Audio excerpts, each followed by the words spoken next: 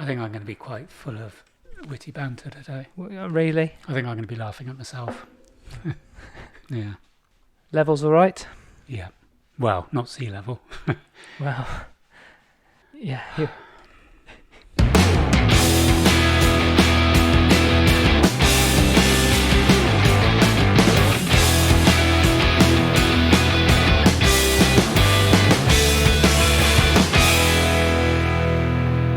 Hello and welcome to episode 85 of I'm Fine, a chat between myself, Damo, and Mr. I'm so good at pull-ups, I'm going to do them half naked on Instagram to show everyone how muscly my back is himself. Mark, hello.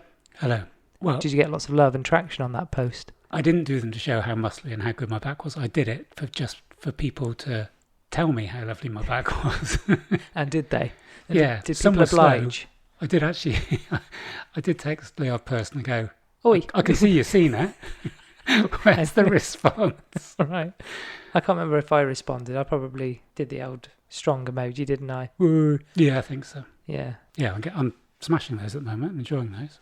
What, pull-ups or the My pictures body. of yourself? Just my body. Yeah.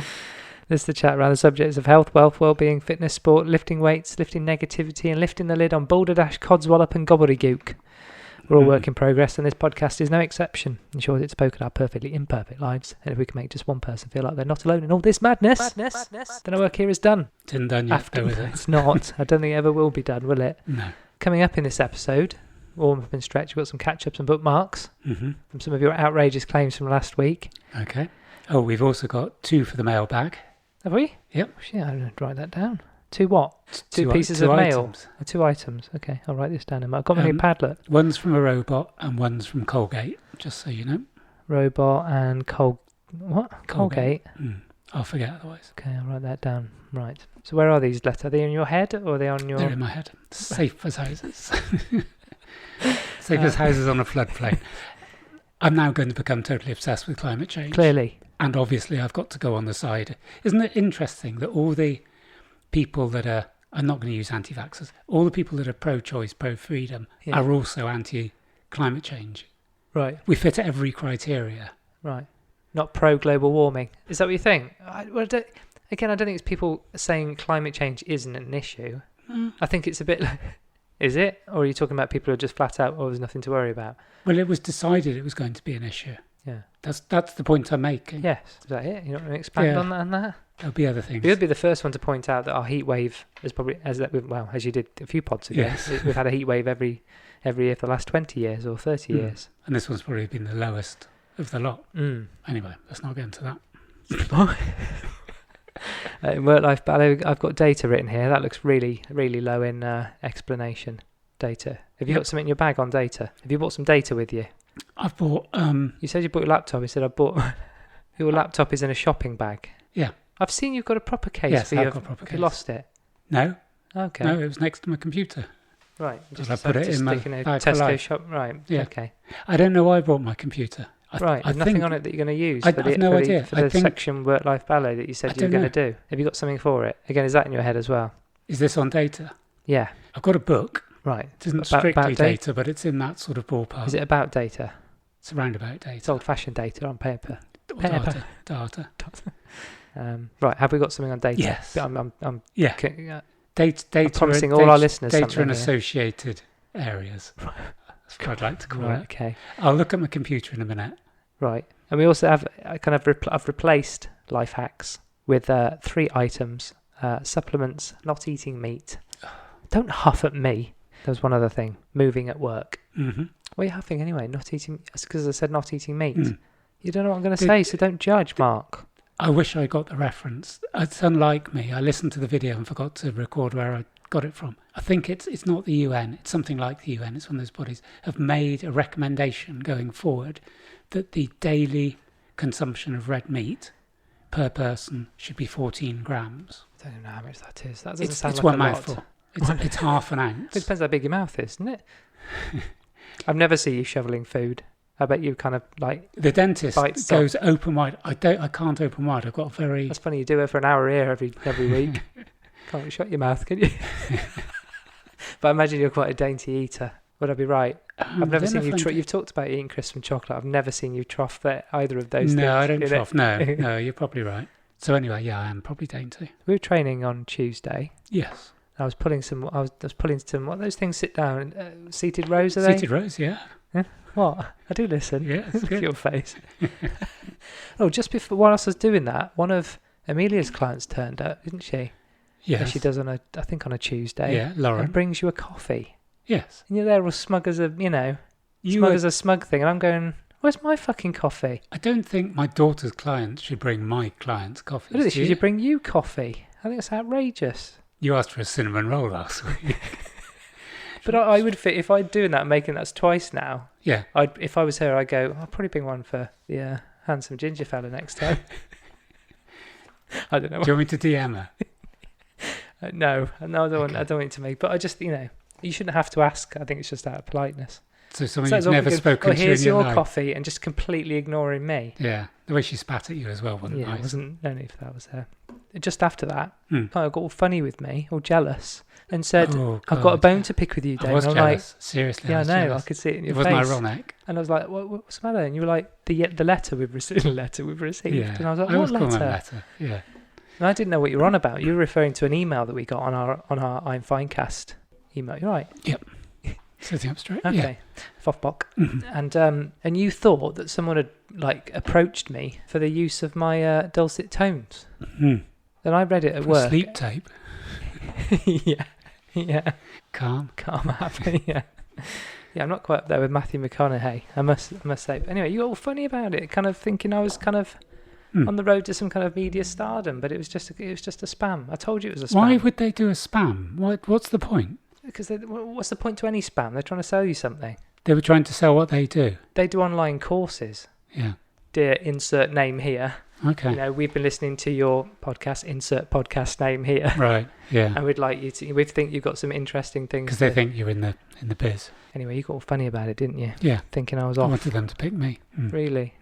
Yeah, you honestly, you wouldn't even think twice about it. You'd be gone, wouldn't you? Yeah, like a You'd shot. be straight out of here. You jealous of the coffee and my jealous of someone wanting your dulcet tones. They're completely different. Completely different, Mark. Completely different. In the same ballpark. I don't think they are. Okay, carry on. Next one. Next What? bit. You said you had a load of things that I'd fucked up on that you were going to list. Wasn't that exactly how I put it, was it? Go on then, first one. You said something last week about Egyptians and hearts. Yeah. And that they don't actually take what? I said my source was an 8-year-old. Yeah. Well, Okay. funny you should say that, because I'm now looking at History for Kids, Free History Network for Kids, which is a nice little website with lots of facts. And written in a way I thought, first of all, it'd be easy for me to read on here, because I always stumble over my words, don't I? It says the ancient Egyptians believed they must follow certain events in order to be able to make it into the afterlife. These different events would take place before different Egyptian gods and judges. One thing that would happen would be that the person that died would be asked if they'd broken laws or committed any kind of sins. The dead would decide if they were innocent or guilty. If the people were innocent, they would have a voice of truth and they would be transported to the weighing of the heart. The most important ceremony was the weighing of the heart. This had to happen in order for a person to be able to go to the afterlife. The person would have their heart weighed to see if it was heavy or if it was light.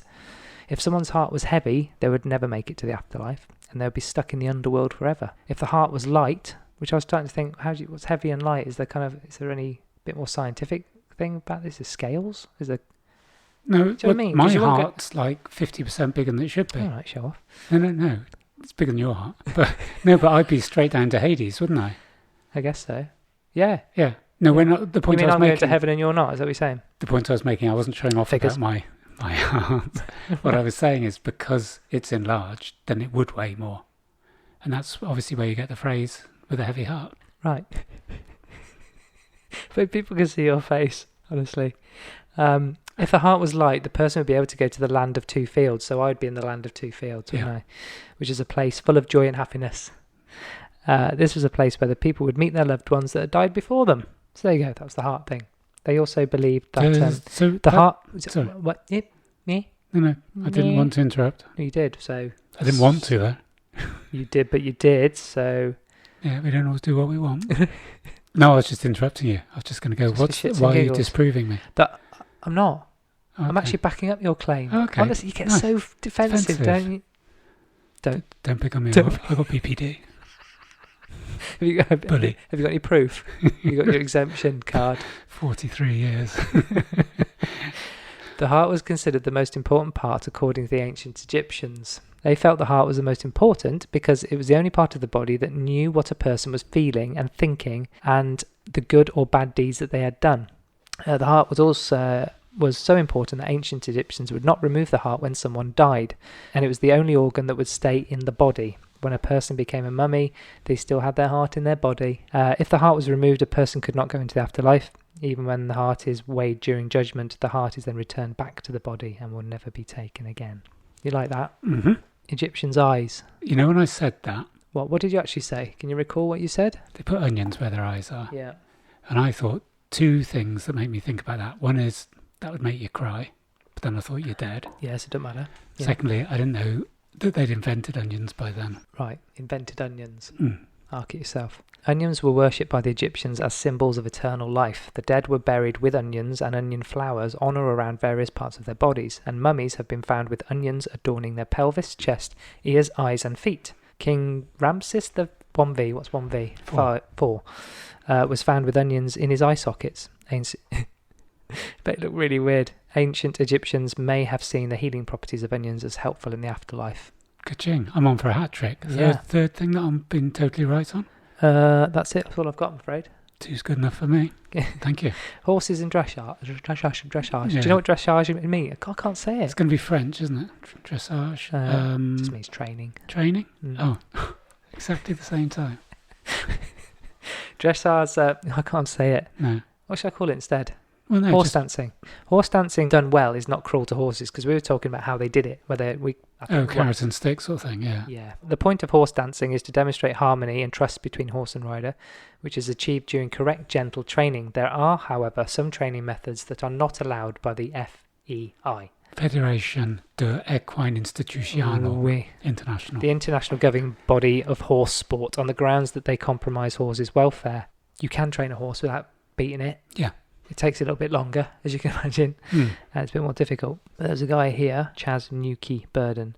It's weird to think how cruel circuses were once to animals. Whilst circus organisers put elephants, bears and tigers up to the task of riding bicycles, standing on their heads and jumping through hoops of fire, audiences were applauded, unaware of the cruelty required to train these animals to perform such tricks. Are equestrian sports at Olympics any better? He asked. The tournament describes events like dressage as the essence of partnership as riders compete with highly trained horses together becoming one. The horses have shiny names, their riders wear smart costumes, and together they perform balletic moves that take the viewer's breath away. The Olympic bosses probably hope you won't think about how the horses came to be performing in Tokyo in the first place. A total of 325 horses have been flown to Tokyo for the tournament. Supporters of these transportation methods have boasted that they flew in style due to the scale of the operation. But he then goes on to say, actually, how fair is that to kind of fly all these horses? It's fairer than making them run. Yeah, or swim, I suppose. Seahorse. But he kind of just took it. Right. But he just kind of raised the actual thing of just, forget all the training, but just, that's quite a big operation, isn't it? They're bound to get stressed out, aren't they? He said here, the equestrian sport has a long history of callousness. This is just another example. As I said, there are ways of training horses which are nice. 2 years before the London 2012 Olympics, a video emerged of a training method called the Rolker Technique, and I've looked this up, and this is quite a famous technique, and that some people still use it, that even a leading dressage coach admitted was vile and cruel. It involves drawing the horse's neck round in a deep curve so its nose almost touches the chest. The video in question showed a rider warming up his horse for a sustained period of time in the position, with the horse's tongue appearing to loll about and go blue. So yeah, I don't think you could probably categorically say that every single horse in the Olympics was chuffed to be there. Yeah, I would have said. But I mean, I had we've said, I had a share in a racehorse, and I do think partly because the amount I was paying, and because obviously you want to get the best out of the animal. Generally, the animals are going to be well looked after. There's no point not feeding it well, in the majority of cases. But one of the things that made me think, and I don't think generally animal welfare would be the first thing that I would think of. Something that came to my mind was, I was getting all bolshy about those two high jumpers that, in that great act of sportsmanship, both took the gold. It still makes me. It was the only example in the whole of the games, isn't it, where that happened? I think 1912 something had happened. Right. But what happened is, in the equestrian jumping, the same thing happened. there was a dead heat for gold and they were inseparable. Right. And they made them jump again. Mm. But they made the horses jump again. And earlier on in the programme, Britain were out of the frame. There was 4 riders who had to ride. Britain were out of the frame after 3. We couldn't get a medal. Mm. So he went, I'm not going to go. He said, I don't want to put a horse through it. He's flown a long way. He actually said that. Right. And also, like, I don't want to risk injury, and he's a fantastic horse, and he's already won gold. So why would I bother doing the 4th one? But it was interesting. No one, as far as I can see, has said, why are we putting horses through yet another jump off? Yeah. If it's okay for 2 humans to go, yeah, we'll share. Mm. The teams could have shared. And it just made me think, if someone had brought that up at the time, it would have been an interesting question. Yeah. You've just put horses, and if one of those horses had broken its leg, I think the world would have been in outrage going, what about one of the high jumpers that busted his leg? well, he had a say in what he did, didn't he? He had free will. We're talking about free will of horses now, are we? Yeah. It's a whole other episode. It's also a very dangerous, it's a very dangerous sport, equestrian sport. It's probably the highest ratio of deaths. It's very high. For who? People and animals. Yeah, it's a long way down, isn't it? Hmm. Little bike update. This week I did a sneeze in my helmet, Mark. Okay. I didn't even think before riding that time would come at some point, Mm. and it came up for me, but quite a surprise. It was a double sneeze, Mm-hmm. which was another surprise. And you can't keep your eyes open, can you? No. I think your eyes pop out. Is that true? Is that something I've got to check for next episode? I just don't think you can keep them open. Someone said if you kind of sneeze with your eyes open, your eyes will come out. What? You look at me. What, have you never heard that one? I've never There's seen got to be a it. reason why Someone would have done a TikTok on it. why just kept their eyes open while they sneezed. Yeah, you get loads of Like views on that. Clockwork Orange just had them pinned open. Sharks and vaccines. Mm. There's a thing called squalene. That's the one. I didn't know about squalene. So squalene, a fatty compound derived from the liver oil of sharks, is commonly used in cosmetics due to its moisturising properties. Yep. It also serves another lesser-known purpose, increasing the efficacy of vaccines. Shark squalene is used as a component in some additives that boost the body's immune response to an active ingredient, in certain jabs, including a number of those being developed and produced for protection against COVID-19. I haven't looked exactly which ones are using it. I don't know exactly, but I could probably find that out. At least, well, just interesting. What I read was that they were going, oh no, we're not using it. It's fine for vegans to have blah blah blah. But I think it was Pfizer had said, but if we like ramp up, it might be in the future. you might have to. We might have to use it. Yeah. And they reckon it's 250,000 sharks could die Yeah. for this. So though it's difficult to gauge just how many sharks are killed specifically for squalene, the UN's Food and Agriculture Organization has estimated that it takes between 2,500 and 3,000 sharks to extract roughly a ton of the product. Yeah. Much of the world's shark's liver oil is obtained from those caught unintentionally as bycatch, but the value of squalene incentivizes the capture of sharks that would otherwise be freed. I mean, if it hasn't got kind of animal products in, it's probably been tested on animals, hasn't it? So, which is not stuff they made clear in their pamphlets. No, it has been tested on animals. And PETA basically said, we're against animal testing. It has been tested on rats, blah, blah, blah, blah, blah. However, it's a really important vaccine, so if you are a vegan, take it. But their policy is like, we don't want to take any drugs, and they're going, but in this case, it had to be. Yeah. And I thought, well, it's a bit of a movable feast then. Yeah. If it has been tested on animals, then what happens with the whole shark thing? If that's why I read it, that they were saying, if they go down that line of using this byproduct from sharks, that's going to be massive, isn't it? Yep. And the booster's already on the way, and the 4th. Oh, exciting. Yeah. It's going to be a rush, isn't it, to get your 2nd in before your 3rd's ready? Yeah. They could have reward programs when you got 10. You could have a free booster. It is like the coffee loyalty card scheme, isn't it? Where you will be collecting them. So, what point we're going to get to the airports where you get your airport, you're excited for your holidays, go, I've been double jabbed, and they get there and go, you just got 2. And they're like, you need 3. Yeah. You need 3 for Ibiza. You only need 2 for Magaluf. But also, it's well, how are they going to? When you're going to know that you're so, for example, the 3rd are coming out, I think, September, October time, and it's going to be booster in one arm, flu in the other. Oh yeah, double bubble. So very clever marketing as well, because it'll be, come for your flu jab, or you need your booster as well. Wallop, one in each arm. Job's a good one. But say you were going, well, these are going to be available from October, and you go to fly in, say, November. Yeah. And someone says, you've only had 2, you haven't had your 3rd. And they went, no, I'm having that in a couple of weeks. Do you get like a time period to have your 3rd? Right. Because the efficacy from the Israeli studies is that after 6 months, the efficacy falls to 16%. That was out this week. Right, okay. That's why everybody's getting it, because the efficacy of the vaccine doesn't last very long. Not even a year. Not even a year. And some people have them almost a year, haven't they? And if you think about it, that's why you could only need a booster if it isn't working. Yeah, so the whole talk about boosters has been around for months. So they must have known that it wasn't going to last. If they've gone... Well, in the early days, they were saying 12 months. Yes. No one was promising like this, you only need one. Yeah, well, they got it wrong. Yeah. They couldn't even work out how long this was going to last. This is the height of all science. It's the greatest vaccine ever done. And now the efficacy is going after 6 months. Which means then if the booster is just another jab, if it isn't a booster, if it's another jab, that lasts 6. So we're on for 2 a year all the time. But that was the point I was going to say, exactly what you were saying about the flying. So if you take it to a natural cause, if you have the first 2 vaccines and say you had the second vaccine in April, by October, the efficacy, the effectiveness of that vaccine will have deteriorated. This isn't me being anti-vax. This is why people are getting COVID, because it isn't as effective as the 95%. When it goes in your arm, it might be 95%, but it goes down. So if you have the second jab in April, come October, you're not very well covered by the vaccination. So will they say, well, because you're over 50 and you're vulnerable, you've got to have your third because you can travel because you are at risk, but you're only at risk to yourself. But if they say to a 30-year-old with no health, you don't qualify for a booster, but the effectiveness and the efficacy is still deteriorated on that person. So the booster will protect the individual and make their immunity better. But in terms of spreading, if you don't get a booster after your first 2, and it stopped being effective, then you're at risk. So it now has to be that the booster must be for everyone. Yeah, it has to be, right? Yeah. We're not going to cover all of this because it's impossible. God, blimey.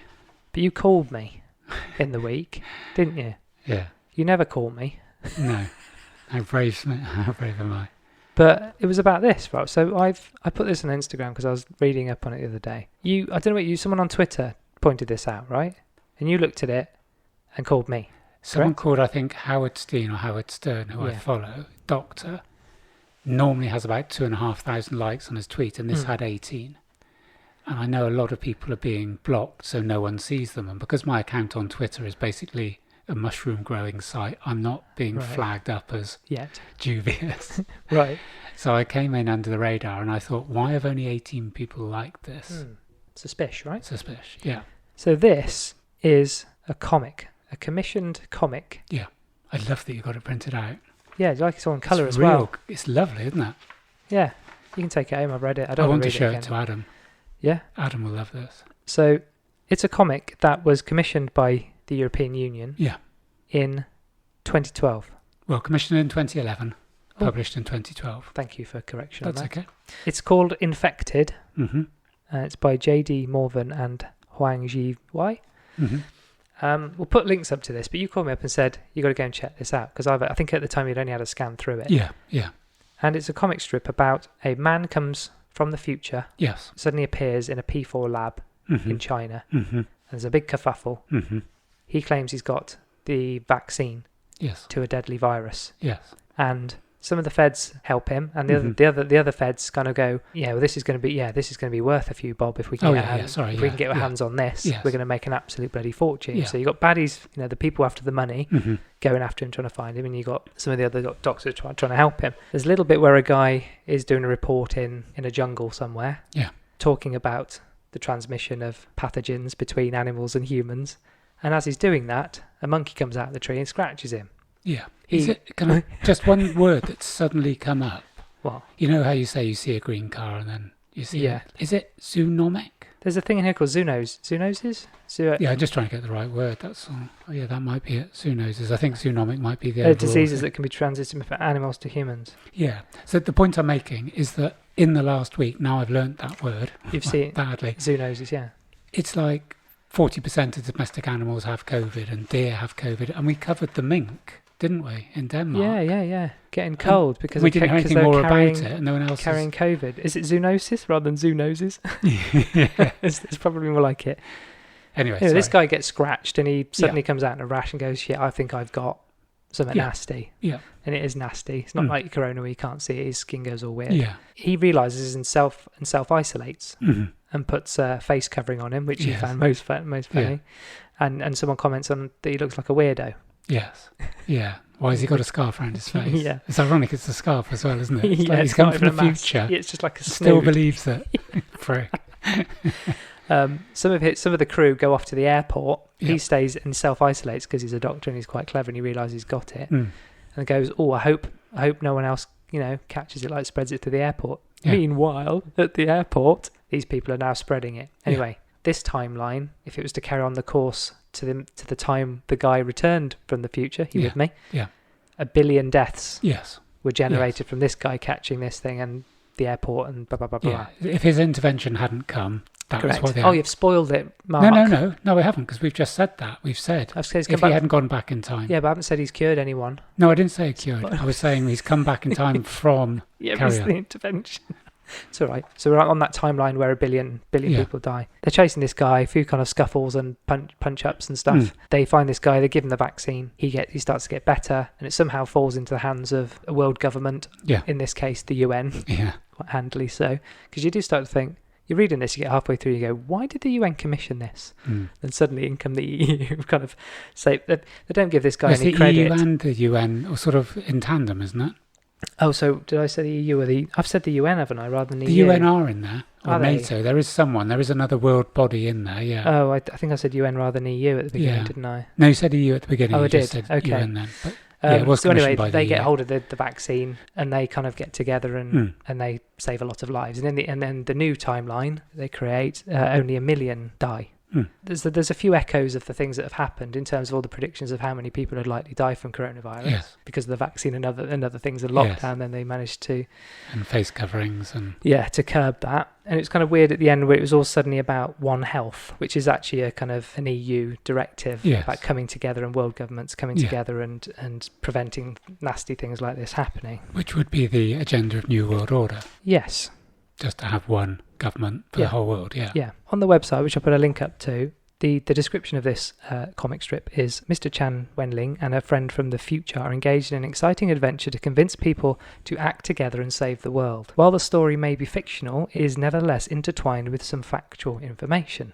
Mm-hmm. This is where it gets a little bit weird. So it's not just a comic on its own. Yes. At the back of this publication, there's a couple of pages which is entitled Back to Reality. Mm. Now, I kind of find this odd because they've kind of done this thing, and obviously it's the message is everyone comes together, we can save humanity. I get that. You notice it's not about personal kind of accountability or Mhm. anything like that. You need to rely on a government. Yeah.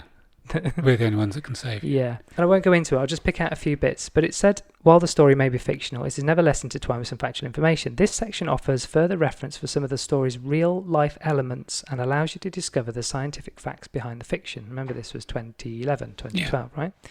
The first one says Beijing 2006, the first international ministerial conference on avian, animal and pandemic influenza took place in Beijing in January 2006. It was hosted by the Chinese government and co-sponsored by the European Commission, the initiator of the conference, and the World Bank. The main outcomes were a global agreement, the Declaration of Beijing, which I've never heard of, No. endorsed at the highest level by more than 100 countries and representatives of international and regional organisations, agencies, the private sector and civil society. And it's a commitment to develop and implement integrated national plans at country level to combat highly pathogenic avian influenza, which is HPAI, build long-term strategic partnership between international community and the countries affected or at risk, share information and biological materials related to HPAI, increase cooperation on global research, including research on vaccines and antivirals, and to evaluate the results and impact of these efforts. Pledges of assistance to combat HPAI amounting to a total of $1.9 billion, of which approximately 214 million was provided by the European Union in the form of grants. And there's links to more information on that. I don't really know what to say about that, apart from they've all seems like they've been working on this kind of thing for a while in terms of, the impact of this kind of pandemic. On the link where I found this infected comic, there's basically 3 documents. This is the first one. The second one was published in 2018, which is looking at what do we do, what strategies are in place in case of a pandemic. And the third one was published last year, is what we did in the pandemic. They knew it was coming. It all feels like 3 documents in a classic school experiment. Yes. So the hypothesis is this: what if? Yeah. How do we deal with it? Are we well equipped enough to do it? The second one is almost like a risk assessment. These are things we could probably have to get in place. Yeah. And then the third document is, this is how we dealt with it, and this is what we can do better. Yeah. It just feels very, very odd. Back to Reality bit talks about what a P4 laboratory is. And just and zoonosis. Yeah, but I've looked into the P4. When Wuhan was set up to be a P4, evidently a lot of the rest of the world goes, you don't need a P4. Like, there aren't many P4 labs because it's like the highest level. And it took loads of checking by the French, Italians, and I think the Americans before basically it could get signed off because it's a really big thing. Yeah. And like I said to you, I then read that part of the agenda was that in China, the rules for doing animal experiments on primates is much looser than in the West. And therefore there was a sort of bit of a hidden agenda. Well, we'll make sure they do it properly, but they can do some stuff that we'd like to know the results of. Yeah. And this is why America was funding that lab. Yeah, because they couldn't get away with it themselves. They couldn't get away with it themselves. And it's interesting then, this is why I think it's interesting, is that the story itself is a primate causing the pandemic. Yeah. And so when I spoke to someone about this, they went, oh, well, they weren't totally right, were they? And I went, well, the thing about the bat... No one knows that it's a fucking bat. No. We've all fallen for that. Yeah. So I did a little search. But it's also today. a bat in the film Outbreak. I think everyone's got confused. Yes. But that was a documentary. But I looked in today. The Wuhan wet market is the same as it ever was. Yeah. It's up and running. This was the question. I think I put it on my Insta story on my other Instagram. A pandemic, so say, started from a bat in a wet market, and 18 months afterwards. Yeah. That wet market is still there. Yeah. That's like saying, let's go back and see if we can make a go of Chernobyl. Do you know what I mean? It's a devastating event. You wouldn't go, well, I still think it might run if we start it up. You wouldn't reopen a wet market. Yeah, right. You just wouldn't. No. And the other thing, when I spoke to someone about this comic, they were going, yeah, but everybody has known this. Everybody's known. And I went, the detail on this. Yeah. Even the fact that someone's ridiculed for wearing a scarf around their face. Yeah. That's infinite detail. Yeah. Did you find the Boris Johnson lookalike there? No, I didn't. They all had kind of scruffy hair. Oh, so no, there's one in particular. So P4 stands for level 4 pathogens and biosafety agents, meaning microorganisms with high pathogenic potential. Recent examples of pathogens handled in P4 labs include the viral agent of severe acute respiratory syndrome, SARS, a coronavirus. And the I know I interrupt too much. What? So in 2011, yes, we were talking about a Chinese lab that was given P4 status. Yes. And that allowed them to look at SARS and coronavirus. Yeah. Okay. And Ebola, Marburg, Lassa, and Congo Crimea viruses. P4 labs are closed facilities with many layers of security, including a positive air pressure in the spacesuits used by a limited number of scientists authorized to work in the core rooms of the compounds. There are fewer than 20 P4 labs in the world. Yeah. The Stanley Johnson book was the Marburg virus, and that's one of the ones. Oh, was it there. really? Yeah. And now he's now called an environmentalist, isn't he? Yeah. Well, that one line there, what did they say about bats? Because that word's coming up a lot now. Bats is it a reservoir? Bats were mentioned as a reservoir for this disease. Yeah, so it said, first recognised in Congo, formerly Zaire in 1976, the Ebola virus is responsible for Ebola hemorrhagic fever, which provokes death in 50 to 90% of cases. There are various types of Ebola viruses, some non-pathogenic in humans but fatal in animals, and some extremely aggressive in humans. There is no specific treatment for this disease. Bats are considered as the most likely reservoir. In some cases, the diseases can be transmitted to humans through gorillas, chimpanzees, or sub-Saharan antelopes, generally through contact with carcasses of these animals, after which the virus is passed directly from human to human. Any pathogen that is transmitted from human to animals isn't going to disappear, unlike some of the other things like I think mumps and other things which aren't, and they've been eradicated because they don't. So anything that is related to animals, which I'm really so out of my depth now. I'm not going to go into it more. No, but I am. But that's the biggest reason why. But this is interesting. What we're suddenly away. This was here from 10 years ago, and we're suddenly now hearing in the news that what large percentage. There's more information in here that I think I've even heard in the last 18 months. Yes, and I think the other thing is that if people are listening and going, oh, when are they going to give it a rest? It isn't a big conspiracy. Just get over yourselves. It's like, all I'm saying is, we've been bombarded by the mainstream media. No one, to my knowledge, has ever mentioned that document, and that document is both in a fictional and a factual way, a precursor for what happened. Yeah. Published by the EU and still on their website. Yeah. And not one investigative journalist that I know has This gone, is weird. yeah, Or funny, or yeah, odd, or let's whatever. talk about this. Yeah. Or, yeah. Weird one. I'll put all the links up. Yeah. It's a good read, though. Yeah, well, it's not. Well, it's not. It's but- nicely drawn. Yeah. I'd kind of stop there, really. So some of the dialogue that's happening, I have to kind of like, if I missed a page, and I go back and go, Yeah. no, I haven't missed a page. It's just I haven't quite joined up the dots. It's May- not very maybe it's- slick. yeah. It's not slickly written. No. But someone that's a decent commission. That's a lot of work. Yeah. I don't feel why they needed to do that in such a kind of a manga style, kind of Marvel style way And also to get the message I think across. but there are other references. There's references about phone tapping when they're in China, isn't there? Yeah, And things like yeah. that. And burner phones and stuff. Yeah. Yeah. And the female lead, who I think is Chinese, isn't she, becomes yeah. more and more Western and more voluptuous as the comic progresses. She sort Yeah. of turns into something completely different. Yeah.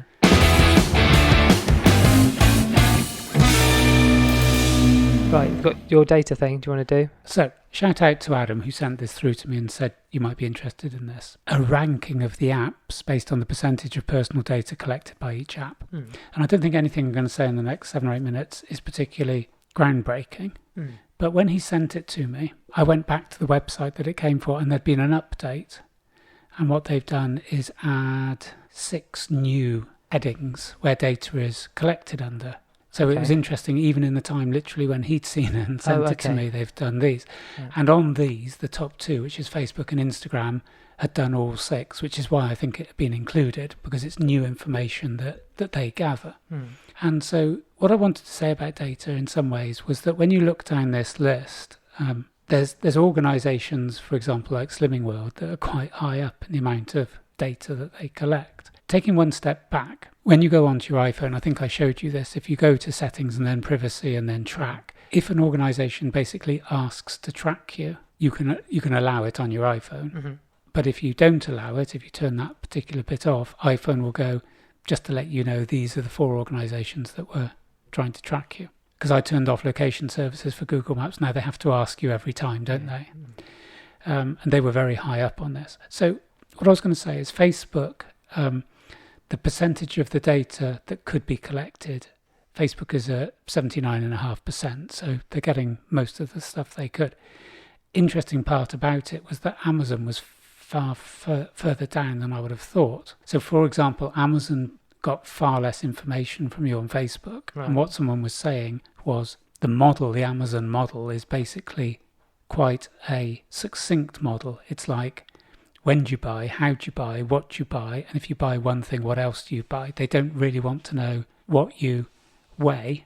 Yeah. I think 15% of the apps here know or how much old, you weigh. Or where you live, how old you are. Yeah, but they probably have that anyway, don't they? Yeah, they have that anyway. Record, but they're not trying to create, well, this is a person, so he'll be interested or she'll be interested in this. It's more than this is their buying habits. Yeah, it's based on like Tesco's Club Card, based on what you... Yeah, it's what you do, not who on. you are. Yeah. Whereas Facebook want to know who you are and where you are. So we're just going to use Facebook. So I don't think anyone would be surprised that these are the things that Facebook collect and keep on you. Email, name, age, gender, sexual orientation, marital status, race, religious belief, your live location, so they do know where you are all the time, which some people forget about apps, home address, employment status, job title, pet ownership, mobile number, home number, what phone you have, what device, what type, what model, hobbies, interests. They don't collect your height and weight, which is interesting, but Instagram that Facebook owns does, so they are collecting it because they're Facebook. Next of kin, current employers, past employers. They don't collect your bank account or your salary. Those are the 2 things that Facebook don't, but other apps do. Then these are obvious because it's social media. Social profile, so your friends, social profile of your hobbies, social profile of your interests. Doesn't collect anything on health and lifestyle or allergies. And again, you're sort of thinking, that isn't their bag. They don't, which is interesting to me, is because they probably could collect every little bit, but they've gone, we don't actually need to know about their allergies. That doesn't fit, what we're looking at. Yeah.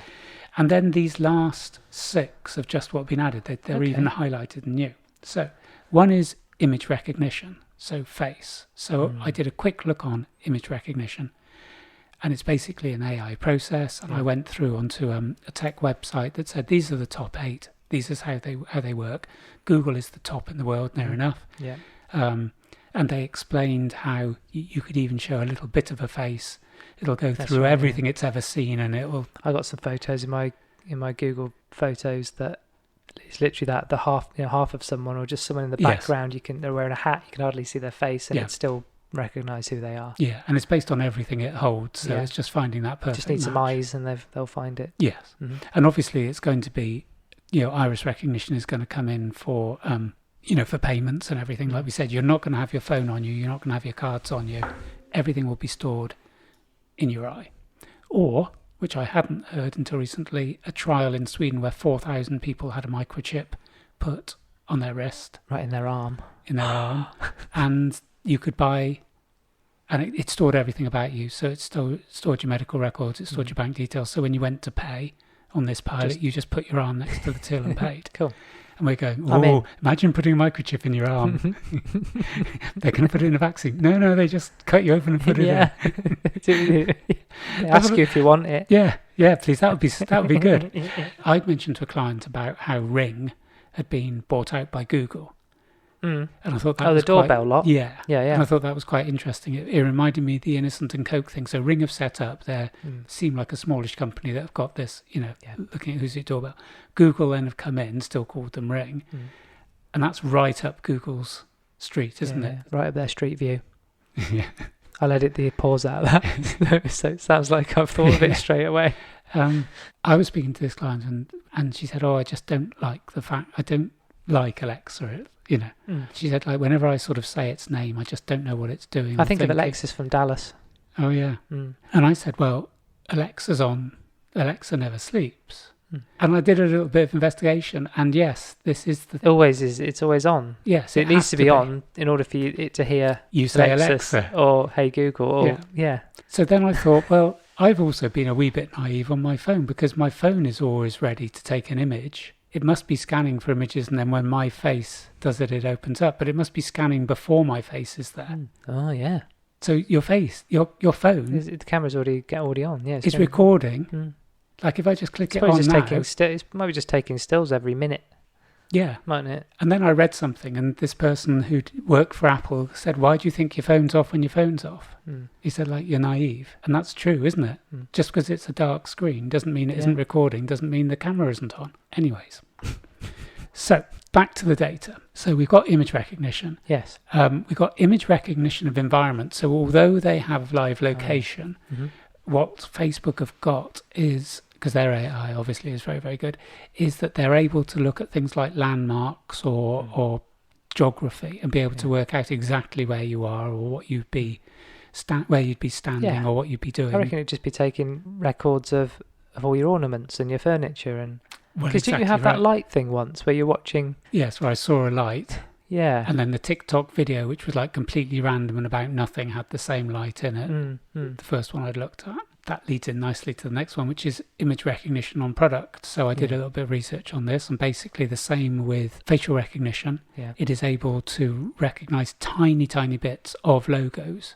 So if there's a picture of you in your kitchen with a mate, they don't care about you, they don't care about your mate, they probably know where the kitchen is, but if they zoom in and see that you use fairy liquid, or if you've got a Samsung fridge, they can tell Samsung that this person at this location has one of your fridges. Yeah. It looks like it's 5 years old. So maybe you want to remind them that they'd like to buy a fridge. And that's where I thought this got absolutely brilliant, because AI now is... Is that why I get loads of ads for shorts and T-shirts? They've seen this. You're around here. Yeah. Adidas shorts. I'm just bombarded by it. But I thought this was the thing that this is the thing I think that scared me most, because we go almost like, oh, there's a dodgy picture. I don't want anyone getting hold of that. We're way past that. They're way past that. What they'd want to know is, who made your duvet cover or what make of bed you had. And that then worried me that every picture must have like hundreds of pieces of information. God, it has, yeah. Of course. So these are new ones. Another one that Facebook's now doing is voice data and recognition. Mhm. So obviously we're being recorded, which we knew. Yeah, I but- know I've got that. That's how podcasts work, Mark. How many times do we have to go through this? Access to image library. Now, I always thought they had access to your image library, but I don't know if that's different to access to photos. I don't know if that means something different. And then something called languages. I don't know what that means, whether it just means what languages you can speak. I don't know. Right. Okay. That's a lot of things. So there's an awful lot of there. So I think... And that's just 79%. Yeah. Is it? Yeah. There's another 21 that they could have done. So this isn't going to be a deep dive and going, oh, conspiracy theory, or what we're going to do, or we got to put blue tack over our, laptop camera, because it doesn't really matter anymore. So we've now totally given into that. And then I explained that body tracker thing that I saw from the Chinese company that I mentioned. The name's gone. Oh, yeah, the biggest Chinese phone manufacturer. Yeah, second in the world. They do a tracker that's almost the same as a Fitbit. And it retails for £26.74. And it is very, very... you can go down, you can dive 5 meters in. It's got waterproofing to 5 meters. It's got the heart rate. It's got, all the functions that you would normally get from an 80 quid Fitbit. Yeah, I think you were saying to me, like, how can it be 26 quid? Yeah. Even with Chinese, because I still think... But it'd be worth doing if it cost them 28 quid to make. Is that your point? Well, the data they'll get... That's just a means to an end. They're not making money on that. There's more money to be made after that. They can make that. They can make that as good as an Apple just Watch dish them out and sell them at 26 quid because the data they're going to get from you. So I read something from an AI expert from Forbes who said it wasn't even really hard to find. The data is being taken. I think he found 15 million examples. He basically said it's been done so openly. If you've got any understanding of IT, you can basically see where the data's going, and it was going to servers in China and Russia. And something was brought up with this company, and they went, "Oh no, I don't think so." But he said he'd found 15 million. It's good for everything. It's good for commerce, isn't it? It's also good for homeland securities, isn't it? And it's everything, isn't it? Yeah, we've gone from a position of 10, 20 years ago that China were the biggest threat to our security. We had the whole Tiananmen Square. We had the Uyghur Muslims. Again, we don't get a single mention. No. The Winter Games, the Winter Olympic Games, are going to be held in China. You're really not happy about that, are you? You're really not happy about it. It's unbelievable. And like I was saying to you the other day, we all believe people dropping dead in the streets. That hasn't happened in any other country, that they've been filmed walking along the street with a mask on and then suddenly falling over, died, and no one's gone. Actually, in retrospect, they probably had the same actors that the BBC had. All I'm saying is, it was a quick and dirty. They're just getting more and more and more. Yeah, don't worry about it because it's too late. Yes, basically. Yeah, there is an element of that. Yeah, there isn't any turning back now.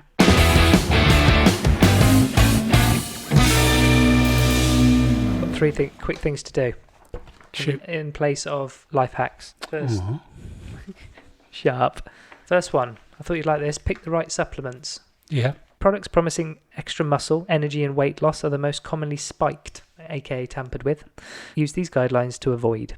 Stick well, you probably, because you take lots of supplements, so hopefully you can give me your opinion on each of these. Stick to well-studied ingredients such as protein, amino acids and creatine. When in doubt over the safety of an ingredient, check the US Anti-Doping Agency's high-risk list. Second part of that, look for the Informed Sport logo.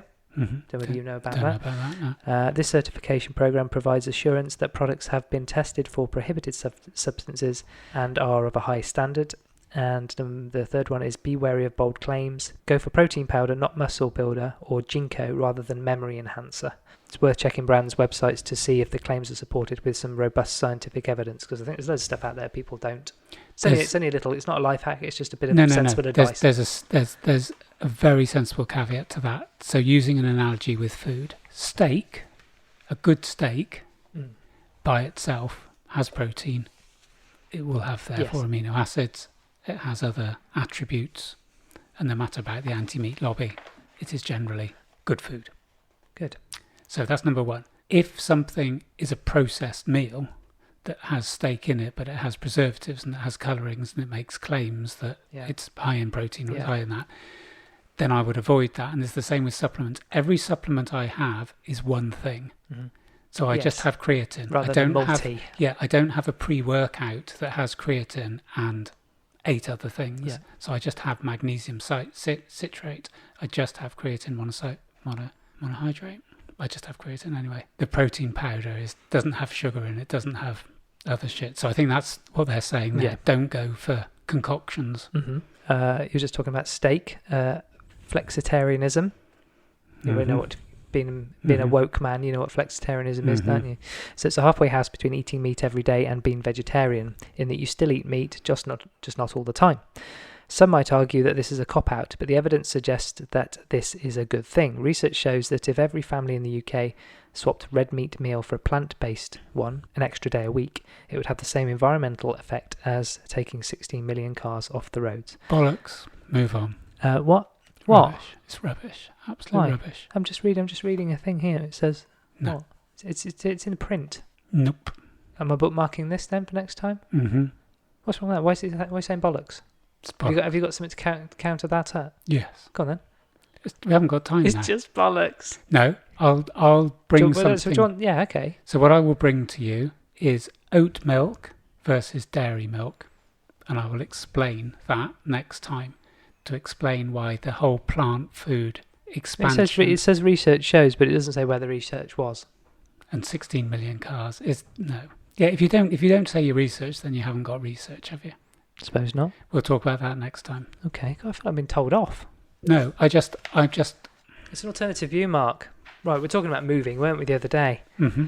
An experiment at the University of Illinois tracked the activity levels of 89 overweight adults over the course of 1 week. During the study, researchers assessed participants' ability to multitask when faced with distractions. They found that those who habitually moved less, regularly sitting for 20 minutes or more in unbroken stretches, were less able to maintain focus, with both the speed and accuracy of their work impacted. The results suggested that, in an office setting, keeping yourself chained to the desk will only make it easier for your mind to wander. Mm-hmm. If you've lost some of the opportunities for movement that you had whilst working from home, there's a risk that your productivity levels will dip unless you unshackle yourself. So for the sake of your health, build periods of physical movement into your day. Take the stairs to consult with a colleague instead of emailing, or pop out to eat lunch outdoors. It might feel like a waste of precious minutes, but you'll make them back by working more efficiently. Then sharpen your focus further with the following suggestions. These are the last ones very quickly. Keep your hands busy. Mindless doodling has been linked to better memory retention when engaged with a dull work task. That's from the University of Plymouth, if you wanted to follow that one up. Yes, I agree. His busy hands makes you happy. Watch that viral clip in a study. Those who, from the Journal of Business and Psychology, I'm quoting my sources now. Those who watched a funny video tried harder to finish the problem. Strategic daydreaming, allowing your mind to wander when wading through admin, can help your brain conserve energy for harder tasks. That is from Harvard. Right, real life example, very quickly. Yeah. Had a client today who is having a lot of trouble with her hips. And there's a big difference in her hips, which is interesting. And I find this with a lot of people. The flexibility on one side is very much different to the other. Okay. And I think if you think about it, if you go to I have that with me when we did some core stuff. Yes. Yeah. And I think what it is that when you go to walk up a stairs, you'll always lead with one leg. Yeah. When you put your trousers on, you always put the same trousers. I tried this with my... This I is always an put the same interesting... trousers on. Yeah. The same leg first, you mean? Yeah. I tried to put my other arm first. It's like knitting three fog. trousers? Hold on. No. I was doing handstands. No, I tried to put on a top by putting my left arm in first, and it's so... Okay. So you put a top on, that's what you do. Your right arm, in my case, goes first. I can't even think which arm I do first. When you put on a t-shirt tomorrow, the one you go to put on, do the other one. I think I go left first. Okay, but try the... So you're always going to have imbalances unless you... But... What if I get stuck? Can I call you? Yeah, call me. Take your phone under your t-shirt first. Very, very quickly, this person was saying, when we did the testing, it's obvious that her hip flexors need work on. Yeah. And she went, but I took your advice between every client. I'm getting up and I'm walking round. And I suddenly thought, but walking doesn't really help your hip flexors. Yeah. Sitting's really bad for it, but walking doesn't do a lot for them. So what she's going to try is marching. So she's bringing her knee up. So one of the things I've got from sprinting, my hip flexors, I'm not flexible at all. Yeah. But around my hip flexors and the sprinting time exercises, I'm very, very flexible. Okay. And I'm thinking, walking, you don't lift your knees, you basically shuffle round. Yeah. That isn't going to... Might look a bit weird in the office, but I mean, just, just go for it. Don't worry about it. I mean, if you're in the army, it's not going to look so funny, is it? Good point. First one, I wrote to Colgate Yeah. on my toothpaste tube, made in China. I just thought... So you saw the toothpaste was made in China and you went, this is outrageous! It just seems ridiculous. Why can't we make this in Britain? But what is toothpaste? It's mostly water and a bit of stuff. Do you know what I mean? I just found it really strange. So you wrote to Colgate? Yeah. No reply? No. Very quick reply. I asked for the volumes of toothpaste production in China 2019 to 2020. Right. They wrote a very nice response. Wow. Quite fulsome, and explained to me that the majority of their manufacturing base is in Poland. Right. But in a few examples, rare examples or rare occasions, it is made in China. Right. But most of the UK toothpaste comes from Poland. So I went, no. I wanted to know how much was made in China. Right. They haven't quite got back. And they were like, So they're making it in Poland, but the one I bought had come all the way from China. It doesn't make sense to me. It just makes me really... So that was the first one. I hope we get this finished off next week. It's a real cliffhanger, that one. Second one was, probate still haven't released my dad's. Money. So I can't sell his house because they haven't completed probate. Oh, right, yeah. I tried ringing them. When you ring, you don't go, you're number 10 in the queue. They just play music. And you have to wait. So I'm there hour after hour. And then it said you can web chat. And when you go on to the web chat, the screen flashes very quickly.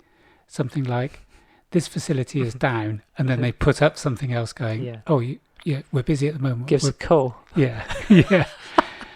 And anyway, just by chance, I was on the computer and it came up, web chat's available. So I went in and Carolina very quickly asked what the nature of my inquiry was. Before I could get into the web chat, they said, can you give us the nature of your inquiry? So I wrote down and length. And then her first question was, good morning, how can I help you? What's the nature of your inquiry? Carolina's a bot. No. She was... Yes. She said how good my back was. Did you? So, have you got a crush on Carolina the bot, have you, Mark? So Carolina said, what's your inquiry? And I went something along the lines of, well, to save me typing, see above. Meaning I've just typed it out. Yeah.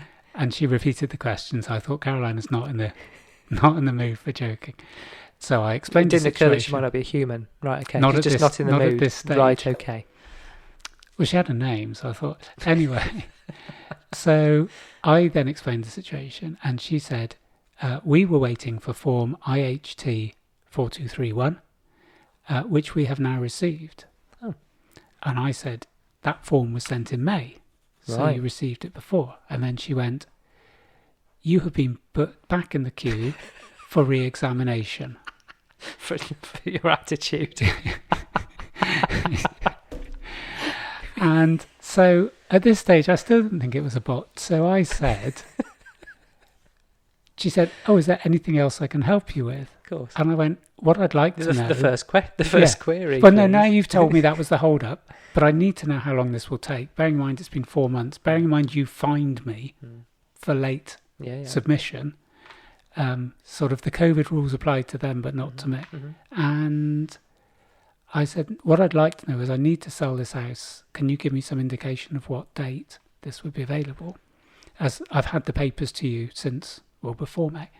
And she went, thank you for your inquiry. Is there anything else I can help you with? And I went, the question above, smiley face. Okay, you still... And then she went, this web chat has ended. So you either flip the table, right, and smash your laptop to 1,000 pieces. I've just been hung up by a robot. Did you do that not make you angry? Oh, you realised at that point it might be a bot. Is that what you realised? Yes. Right. But it took that long. That sounds painful. But I don't know where relaxed talking, just relaying that. I do. I just find it interesting. Livid. But it's like, where do I go? I can't phone them up because they won't tell me what I'm in the queue. They've sat on your... The web chat wasn't available. They gave an email address, but they said... It's crap. There's no one at the end of it. So I can't sell the house. Another cliffhanger. Yeah. find out next week what happens. Well, we might not, but that's it for this episode. Won't for getting this far, and thanks for listening to us. Give us a follow on Instagram at I'mFinecast and send your feedback and ideas to I'mFinecast@gmail.com. And I'm also taking commissions for voiceovers, podcast guest, anything. Just me, not Mark. Well, didn't we used to say it was like the late night, for lorry drivers and insomniacs? Graham Torrington. Graham Torrington, yeah. Late night love. Please give us a review on Apple Podcast if you can be bothered. Right. It's not the attitude, is it? Succinct. In the next episode, we're going to pick up oat versus cows, after Mark's just called me out on a stat. Confidence and positivity from training. Mm-hmm. I think you've got a couple of ideas around. I'm going to try and squeeze my comfort and discomfort bit in that I haven't been able to get in yet. Okay, so that sounds like it. I think we could maybe call that positivity special. A special? Yeah, call it special. Blimey, okay. Positivity. Yeah, the whole thing. There's no mention of fucking COVID or untrue realities. Yeah, or conspiracies. Just like, let's go. Come on, life's good. Right, okay. All right. Got you perked up. I'm lying. Just as we finish. Right, on that note. Bye-bye. Bye-bye.